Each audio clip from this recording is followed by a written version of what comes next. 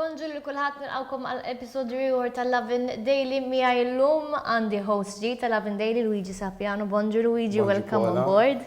Luigi biex ma tieħdux qatta huwa l-English speaker dal-programm. Imma għalissa l-fini tal-headlines biex nżommu ma' tradizzjoni u biex jifhmuna anke dawk li ma jitkellmux. Bil-Malti ħaneqleb għall-Ingliż għall-headlines biss. Mela, today we'll be discussing how Migrant died after trying to flee the Hull-Far closed center, how Malta is set to open schools at the end of the month with health protocols requiring students older than 11 years of age to wear masks in class.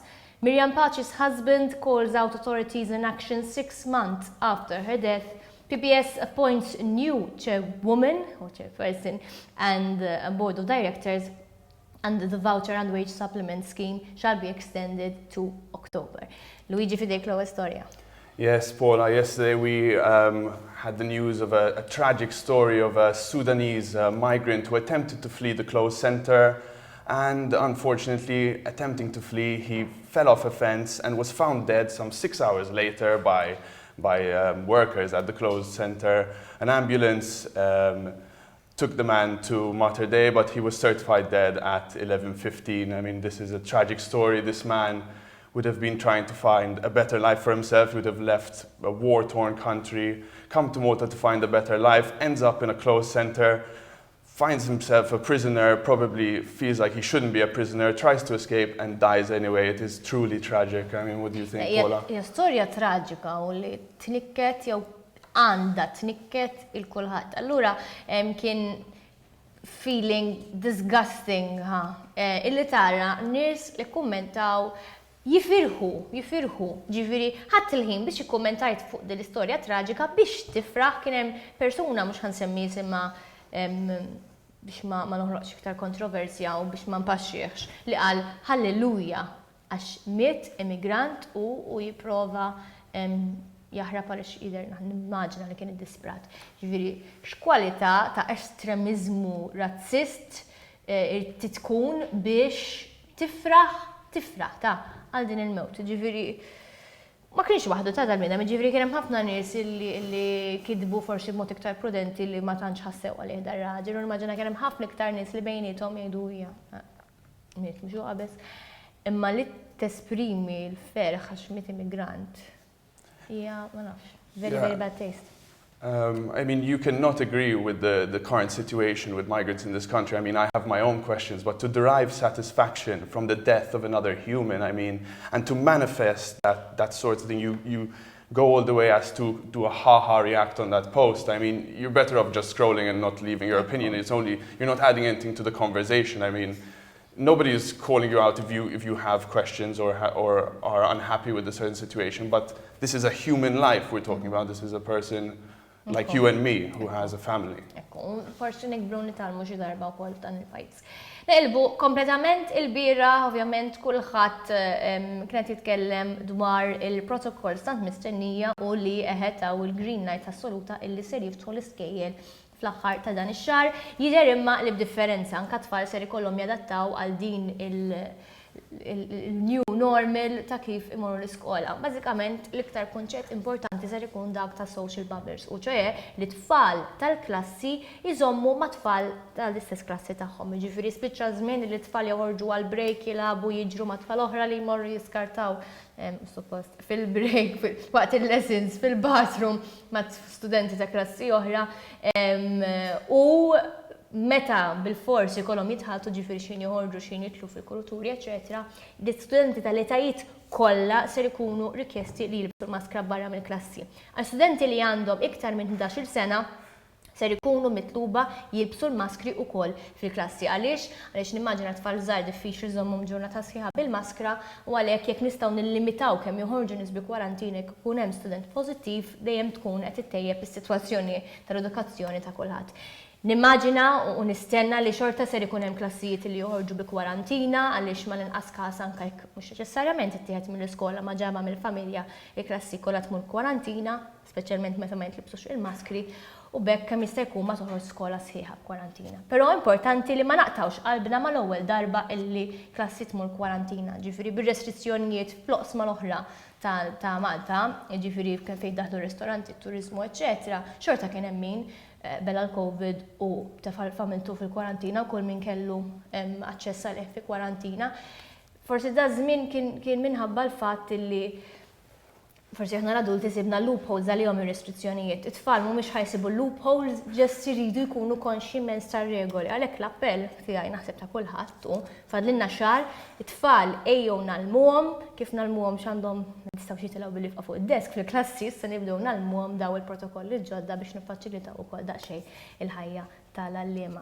X'taħseb inti dwar da reazzjonijiet li forsi rajt? What's interesting about the story is that sixth form students and the university students seem to have been left sort of in the dark about this. I think what the minister is expecting here is that they are of an age where they know what precautions they need to take in order to avoid spreading COVID further. But perhaps we would need some sort of clarification on what is expected of sixth form students and university students. As I saw on social media, several people questioning the fact that this took almost a month of deliberation and discussion, and eventually when the time came and the news was announced, sixth form and university students still have no clear guidelines exactly what is expected of them.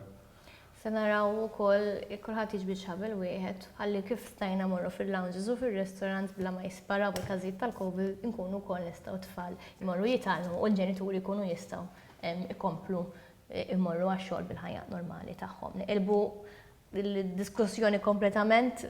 Luigi, Miriam Pouch għaddew 6 xhur raġa tkellem ir-raġel tagħha. Yeah, yesterday Miriam Pouch's husband Carmel Pouch took to Facebook to remind us that almost 6 months ago a house collapsed in on his wife, tragically killing her. And in the meantime, at the time of the accident, I mean, many people came out with statements saying that this is tragic, but a public inquiry is yet to be opened, and obviously, I mean,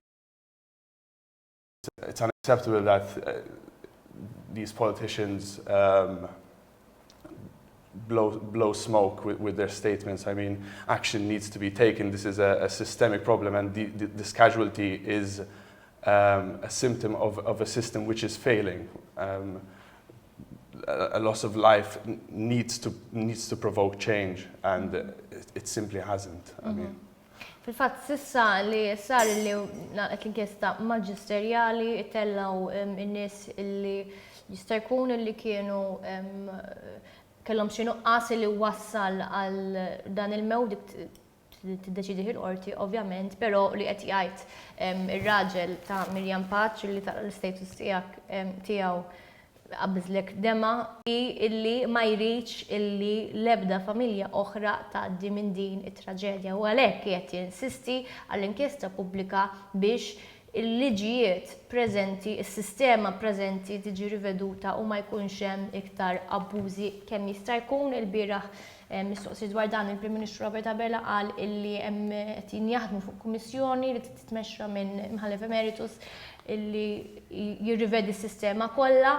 Naħseb huwa pass il qudiem illi ma jibqgħux biss forsi l-ebda disrispett lihom il-periti li jiktbu liġi tagħhom infushom ma jkun hemm lenti minn barra, nispera li jkun hemm il-konsultazzjoni mal-partijiet kollha involuti fis-settur ta' kostruzzjoni biex kemm jista' jkun il-loopholes kollha ikunu indirizzati. Taqbadni niftakarni meta ġejna Lovin Daily fil-għodu nħabru din l-istorja, niddiskutuha u kienet vera traġika u għadha sallum tnikket il-kull min jiftakar fiha. But we should hope that it doesn't take another status for action to be taken. I mean, the issue gets dropped when people aren't talking about it, when the husband isn't talking about it, when the daughter isn't talking about it, but the issue still exists. We still have that problem and needs to be addressed sooner rather than later so that we don't have another sad death like this one. Aħbarijiet oħra, il-bieraħ tħabbar bord ġdid għal PBS, il-chairperson il-ġdida mara ser tkun Carmen Samut li prorettur Università ta' Malta wkoll. Carmen bdiet il-karriera tagħha mill-PBS, ġifieri nimmaġina li għandha wkoll ċertu emozzjoni marbuta ma' l-istazzjon. Il-bord ukoll huwa ħafna minnhom uċuħ ġodda jew ngħidu differenti għal fuq dal-bord. Interessanti il-fatt li apparti il-fatt li huma kollha xandare u b'xi mod jaħdmu fil-medja, ħafna mill-membri appuntati kienu pjuttost kritiċi xi mument jew ieħor tal-PBS kif nafuha s'issa. Naħseb li dak huwa pass pożittiv li wieħed ikollu internament fl-organu l-iktar għoli tal-istituzzjoni li jkun kritiku tiegħu innifsu għaliex bekk ikun hemm il-bidla u jalla naraw bidla għall-aħjar u stazzjon nazzjonali iktar professjonali kif għandhom pajjiżi oħra, speċjalment bil-budget enormi li jingħata kull sena.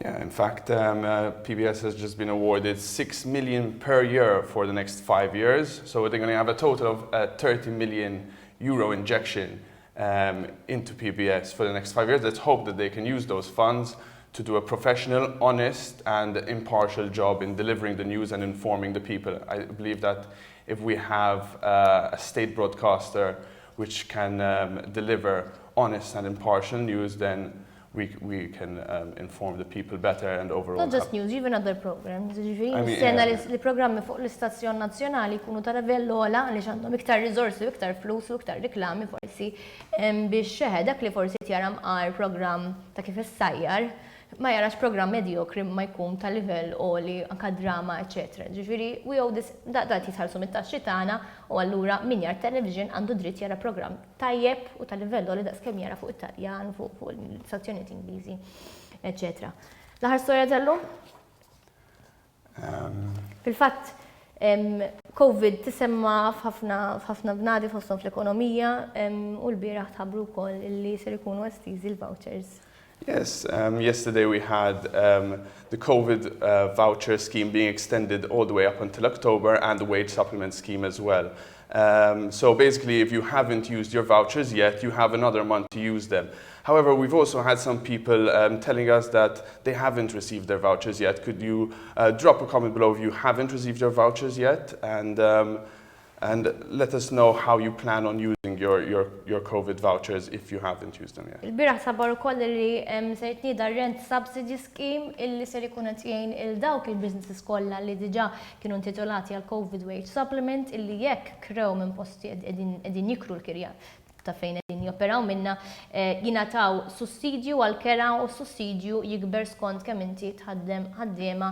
It-tejbel qiegħda fuq l-artiklu ta' Lovin Malta jekk ma tixtieq tilef fil-website tal-Gvern u hemmhekk ikollok daqsxejn ta' linji gwida ta' kemm ser ikun qed jgħinek il-Gvern biex tgħaddi minn din it-tieni mewġa ta' COVID. Nisperaw li l-aħħar waħda. U hekk wasalna fit-tmiem tal-programm tagħna, bdilna ħafna suġġetti, ħafna diskussjonijiet li jibqgħu għaddejjin tul il-ġurnata, tiddejqux tikkummentaw tgħidulna x'taħsbu f'tal-affarijiet kontroversjali. Ma issa għal min għandi u min għand Luigi. Have a day full of lovin'. Ciao.